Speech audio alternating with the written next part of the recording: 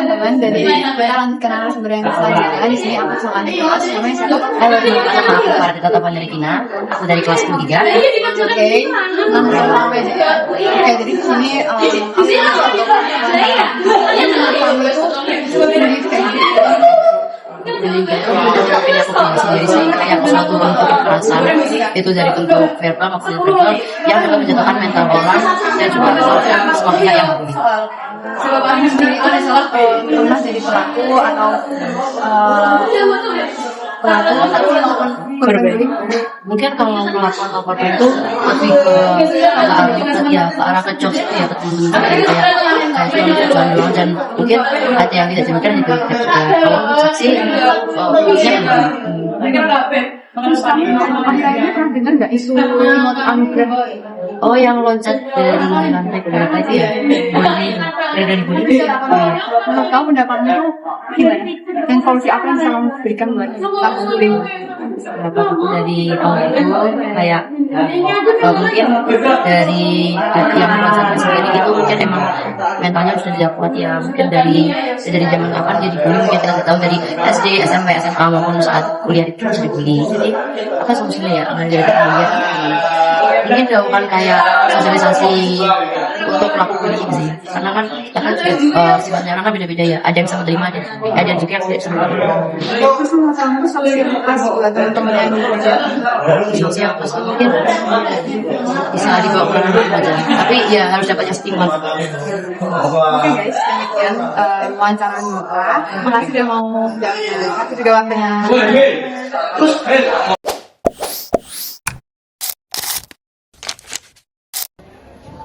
Hari ini saya mau mewawancarai salah satu siswa dari kelas 11.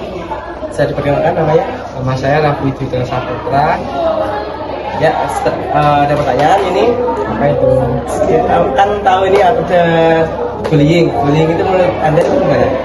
Bullying itu adalah suatu kegiatan negatif yang dimana itu bisa dilakukan secara sengaja maupun tidak sengaja, yang menyebabkan si korban itu merasa terintimidasi ataupun merasa dikucilkan karena dia dibully.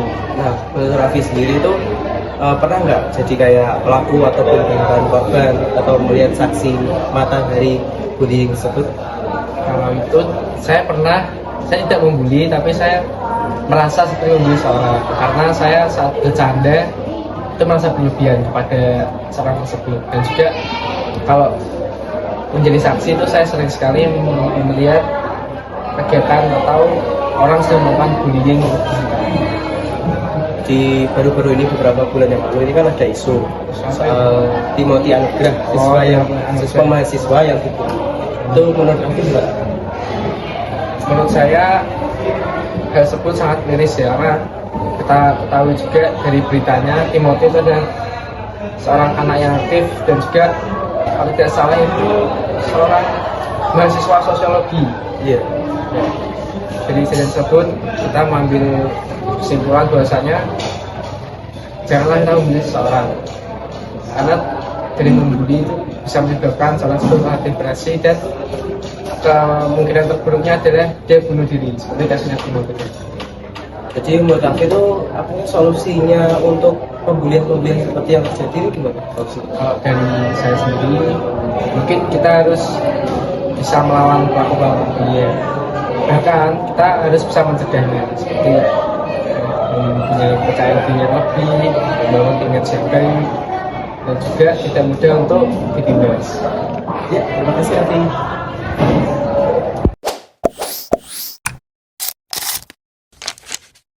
Assalamualaikum warahmatullahi wabarakatuh. Waalaikumsalam warahmatullahi wabarakatuh. Hari ini saya sedang bersama.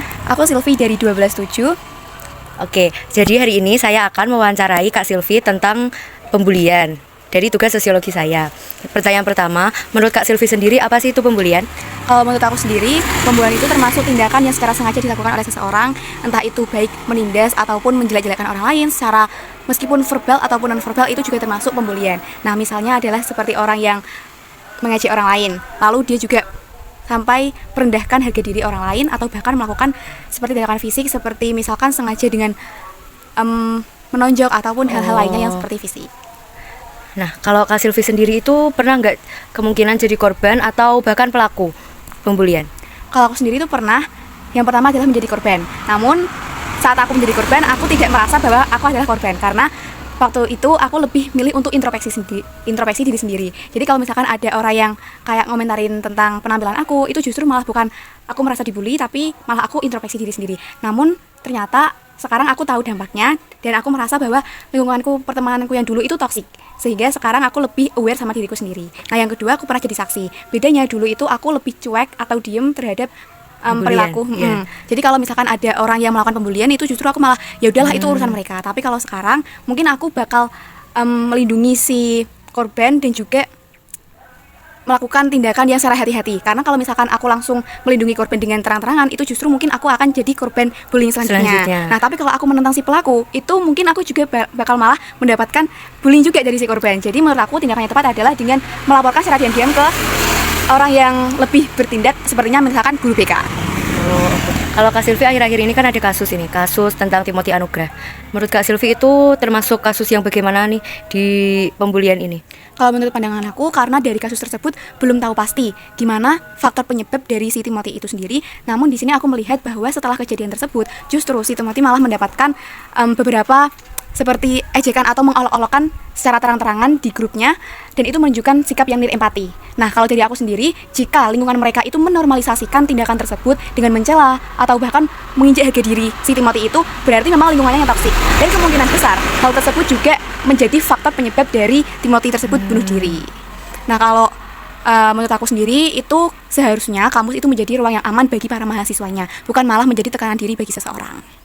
Menurut Kak Silvi untuk solusi yang tepat supaya nanti tuh nggak ada kayak kasus Timothy lagi itu gimana? Kalau menurut aku, solusi yang tepat itu bukan melindungi si korban, namun menghentikan si pelaku. Karena bullying itu akan terus terjadi jika kita hanya menyelamatkan si korban, tapi kita tidak menghentikan pelaku tersebut. Nah, kalau menurut aku, dari solusi yang paling tepat itu bukan dengan cara menghukum secara mungkin kayak melakukan hukuman langsung DO kayak gitu. Itu bisa jadi si pelaku malah melakukan tindakan tersebut di lingkungannya yang lain. Namun, efek yang paling tepat dilakukan adalah dengan menyadari bahwa tindakan yang dilakukan oleh pelaku tersebut itu tidak sesuai. Dan seharusnya pelaku tersebut itu bisa sadar diri bahwa perilaku tersebut itu dampaknya luar biasa bagi korban. Nah, solusinya adalah dengan cara yang pertama bisa melakukan mediasi dengan pihak-pihak seperti misalkan si pelaku itu diberikan arahan atau dengan bimbingan psikologis agar mereka juga sadar bahwa perilakunya ini berdampak negatif seperti itu. Nah, yang kedua pastinya juga harus ada aturan yang tegas dari pihak kampus seperti itu. Oke, jadi segitu saja pertanyaan dari Kak Silvi, sangat bagus sekali. Terima kasih. Assalamualaikum warahmatullahi wabarakatuh. Waalaikumsalam warahmatullahi wabarakatuh.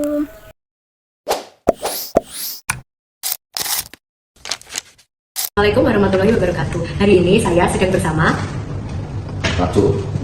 Hari ini saya akan mewawancarai tentang pembulian menurut Pak Jo.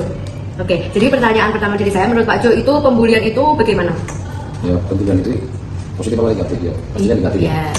Tindakan negatif yang perilakunya dipandang sebagai tindakan kekerasan baik secara verbal maupun fisik. Nah, kalau secara verbal itu biasanya dari kata-kata omongan ya, menghina, injustice dan sebagainya. Kalau pembulian fisik biasanya ya suka mempelahi temannya gitu dan sebagainya. Kalau Pak Jo sendiri dulu mungkin waktu masih sekolah pernah nggak jadi korban bully atau bahkan yang jadi pelaku pembuliannya? Astagfirullah, enggak loh, saya nggak pernah membuli, tapi saya sering dibully ya. Yang sama saya anak-anak sekarang gitu ya, sukanya ya Bu manggil itu nama orang tua, itu juga secara tidak langsung adalah pembulian temannya ya. Harusnya manggil nama temannya yang baik, bukan nama orang tuanya. Ya, itu ya teman-teman. Kalau Pak Jo akhir-akhir ini kan pasti sering mendengar tentang isu Timothy Anugrah yang dibully itu Pak. Menurut Pak Jo itu tindakannya gimana itu? Ya kemarin sekilas dengar di berita ya. Mau bilang valid tidak validnya, tapi kalau sudah masuk di berita itu biasanya gosipnya ya 80% ada kebenarannya ya. Ya menurut saya tindakannya kurang representatif untuk kalangan akademik ya. Bisa menyebabkan psikis atau orang bisa membuat depresi teman-temannya. Jadi yang punya karakter mungkin psikopat gitu ya, yang orangnya pendiam, bisa jadi ini akan menyimpan suatu waktu ketika dia sudah capek akhirnya bisa meledak gitu ya. Bisa terjadi kayak di SMA berapa sudah sampai ngebom teman-temannya. Oke, sudah seperti itu. Kalau menurut Pak Jo, agar tidak ada lagi kasus kayak Timothy itu, solusi yang harus diberikan apalagi untuk kalangan anak-anak seumuran masih sekolah itu gimana Pak Jo?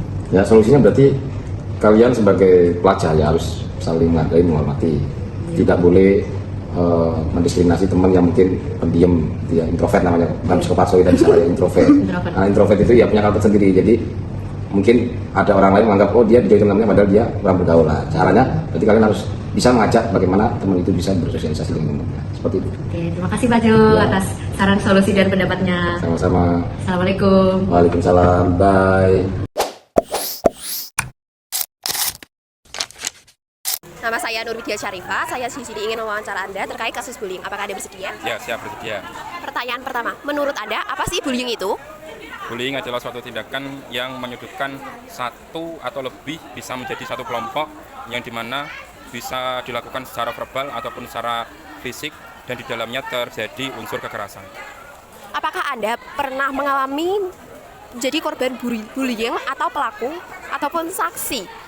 Ya, kalau saya sendiri pernah jadi korban bullying, terutama saya mengalaminya pas waktu sekolah tentunya, dan itu karena terjadi kesenjangan perbedaan pendapat ataupun perbedaan antar lintas sekolah yang berbeda pendapat. Itu yang saya alami, sampai kekerasan verbal ataupun kekerasan fisik yang saya dapatkan. Apakah Pak Diki pernah mendengar tentang kasus yang viral di media sosial terkait Timothy dari Universitas Udayana yang mengalami kasus pembulian? Ya, saya pernah mendengar. Terus? Apa tanggapan Anda terkait kasus tersebut? Sebenarnya ketika berita pertama kali keluar, kita serasa meledak. Hati kita tersentuh karena adanya kasus bundir yang dilakukan oleh seorang mahasiswa Udayana tersebut, karena aksi dari bullying yang sudah lama dilakukan oleh teman rekan sejawatnya ataupun kakak tingkatnya dan lain sebagainya. Tetapi setelah beberapa hari kemudian muncullah berita berstatement bahwa bullying itu memang sudah lama dilakukan, melakukan aksi kekerasan secara verbal maupun non-verbal. Ya, non-verbal itu seperti fisik ya. Jadi menurut saya semua itu karena manusia memiliki dasar bahwa memiliki kemampuan untuk membuli seseorang, membuli antar kelompok. Itu manusia memiliki dasarnya seperti itu. Tetapi kontrol diri atau kontrol emosi itu jauh lebih penting. Bagaimana cara mengasahnya, yaitu untuk mengalihkan ke sesuatu hal yang lebih baik, itu salah satu contohnya. Ya, jadi bullying yang saya rasa viral akhir-akhir ini itu karena bukan hanya tindak dari si pembuli, tetapi si yang dibully pun juga semestinya memiliki space atau ruang untuk berbicara yang semestinya dia lakukan. Karena korban bullying itu kebanyakan dia adalah orang yang tidak mau atau mampu untuk mengutarakan pendapatnya. Menurut Anda, solusi apa yang tepat untuk kasus tersebut? Nah, solusi yang tepat sudah saya katakan seperti tadi, bahwa untuk mencegah, untuk meminimalisir terjadinya bullying, yaitu sarana ataupun prasarana dari anak-anak muda ini semestinya dipenuhi. Assalamualaikum warahmatullahi wabarakatuh. Hai guys, kami dari kelompok 3 kelas 11-6 akan memberikan pendapat mengenai pembulian menurut yang kita ambil kesimpulan dari para narasumber kita dan juga dari argumen kita pribadi. Mulai dari siapa dulu nih? Dari Yasmin aja. Oh, dari Mas Azin. Perkenalkan, nama saya Muhammad Firmanta. Perkenalkan, nama saya Ruby Firmanta. Perkenalkan, nama saya Asif Azmin Alentri. Perkenalkan, nama saya Firza Maulidina yang utama. Perkenalkan, nama saya Nafkana Putri. Oke, kita akan mulai pendapat kita ini. Siapa dulu yang mau ngasih pendapat mengenai pembulian tersebut? Ya, Dulu aja deh, Yasmin aja dulu. Oke, ya, ini menurut pendapat aku, kalau misal jadi korban bully ya, kita itu harus bisa paling Kita harus berani. Oh ya, kita kalau misal dibully itu tuh kita harus berani untuk melaporkan hal tersebut ke pihak yang berwajib. Contohnya misal di sekolah nih, di lingkup sekolah aja. Nah itu kita kalau habis dibully sama orang, itu kita paling nggak kita cerita ke guru kita. Contohnya guru wali kelas kita atau guru kita biar bisa ditindaklanjuti hal tersebut. Jadi orang yang membuli kita itu bisa tambah jera, terus juga bisa introspeksi dirinya sendiri kalau dia sadar, tapi ya kayak gitu. Terus juga biar nggak melebar gitu, biar dia tuh nggak membuli sana sini. Jadi kan dia udah bisa apa sih namanya, dikasih tidak tegas sama guru tersebut. Jadi kayak ya mikir dulu kayak gitu, jadi nggak merembet kemana-mana gitu. Dan kita juga ya pokoknya kalau misalnya kita dibully kita jangan mendem sendiri, apalagi kita cerita, apalagi kalau di sekolah kita bilang ke guru biar murid tersebut itu takut guys. Nah, kalau Yasmin kan dari sisi korban nih, kalau aku akan menunjukkan dari sisi pelaku. Udah disinggung juga sama Yasmin kalau sebagai pelaku itu kita kalau bisa kita introspeksi diri atau yang ngaca lah apa yang udah kita lakuin kalau kita berada di posisi orang yang digituin itu kayak gimana. Dan juga mungkin kita harus lebih hati-hati ya sebagai pelaku itu Belum guys. Ini masih kan ya. Nah kalau menurut aku sebagai pelaku kita itu harus lebih bisa introspeksi diri atau bercermin sama apa yang kita lakuin. Jadi kan kita bisa mikir nih kalau semisal kita berada di posisi korban itu gimana, dan juga kita sebagai pelaku harus gimana ya. Kalau kita udah sadar, lebih baik kita itu langsung minta maaf ke korban. Untung-untung syukur-syukur kalau dia mau memaafkan. Ya, paling kita udah take action untuk minta maaf. Nah saya itu sekarang sebagai laki-laki dan saya mewawancarai Raffi yang saya itu berteman di lingkungan laki-laki. Nah untuk laki-laki itu bullying itu sebenarnya agak dinormalisasikan ya. Jadi bullying itu beda tipis sama yang namanya iseng. Sedangkan kalau bullying itu seperti kita membuli satu individu. Jadi kita itu individu tersebut itu contohnya individu A dibully sama individu B. Nah individu A itu termasuk orang yang lemah, jadi sering dibully, sering diganggu. Nah sedangkan keisengan itu lebih ke individu A dan B itu saling iseng, jadi tidak ada rasa dibawa ke hati, rasa dibawa dibully, rasa yang membenci satu sama lain tidak. Jadi kita nggak baperan lah kalau iseng itu. Jadi sebenarnya banyak normalisasi di antara laki-laki itu seperti itu. Nah menurut saya solusinya kalau memang ada pembulian itu ya untuk pembuli tersebut itu harus diberi